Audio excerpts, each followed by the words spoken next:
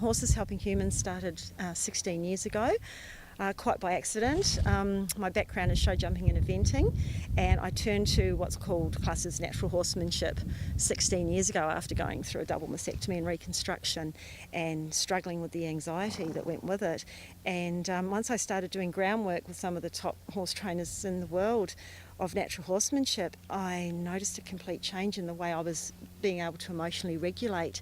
So I started to teach it to some local youth. Teachers were coming back going, what's happening with these children is they're sitting still, they're focusing. So youth services found out. And now 16 years down the track, we've had thousands of young people come through re-engagement back into school and study, not repeating offending anymore, domestic violence families, 3 business awards, and even a book. So it was all quite by accident. And I had phone calls from all around Australia from other youth services wanting the service in their community because of the outcomes we produce. And that's when I had to investigate licensing and how do I do that.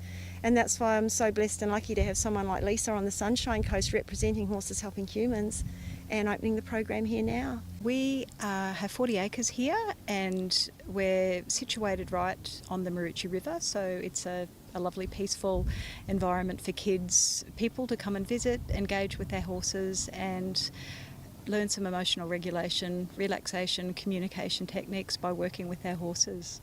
We're teaching, it's based on professional horsemanship, ground skills. So how to make sure your horse respects you and connects with you and you communicate at a level where you're actually interchanging information is the same skills you need when you speak to another human being. So emotional regulation, how to breathe out and turn your adrenaline down so you don't either make your horse scared or think that they can take advantage of you. How to be conscious of where's your body language when you're speaking to anybody, because your body language will send the wrong information to someone's subconscious unless you're conscious that it's non-reactive, calm, relaxed and confident. We have had a lot of referrals this year through NDIS.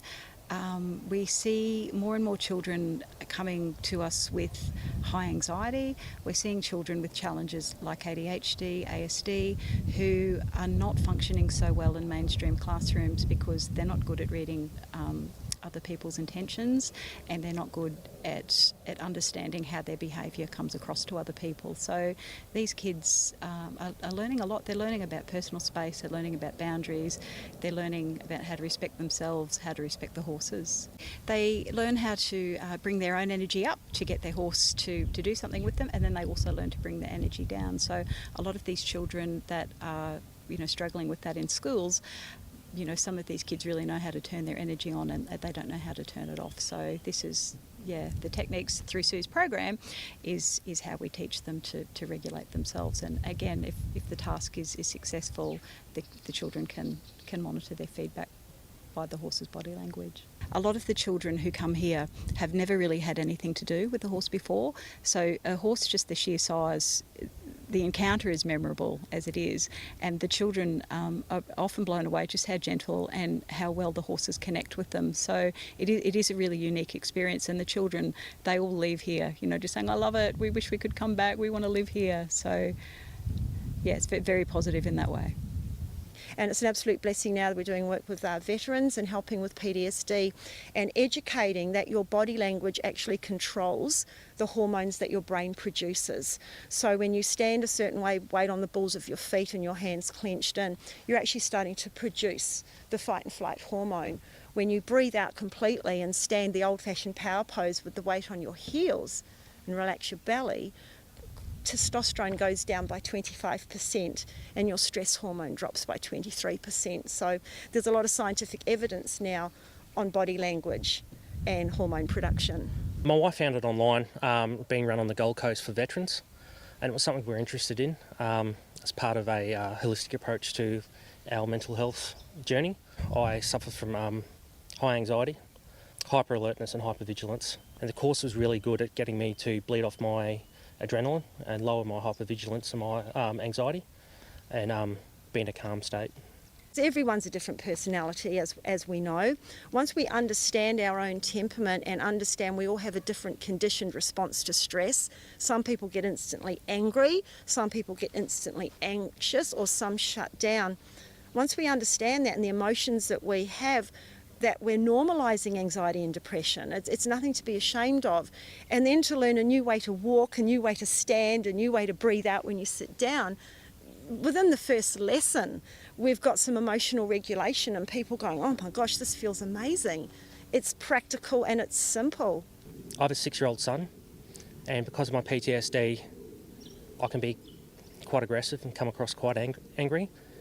However, the course, it was only a few hours, but it made me look inside myself and see what I was portraying to my son of an angry man. And even in the last week, I've been able to my relationship with my son has improved because I'm more self-aware and able to ground myself better and communicate with him on a better level. If you observe some of the top horsemen in the world, they will spend time not doing much at all except observing the horse that they have to start working with. And this is a skill we have to start learning as human beings, that we stop, control ourselves and observe the situation. If we can start to have the awareness that the person in front of us is maybe starting to feel anxious, what do we need to do about that? We need to breathe out and take some pressure off them. If we notice that person might be starting to get a little bit aggressive, same with an aggressive horse, we need to relax our shoulders and not look like we're going to threat and make it worse. So what we teach here in the arena transfers immediately into the outside world, and it's about awareness and respect.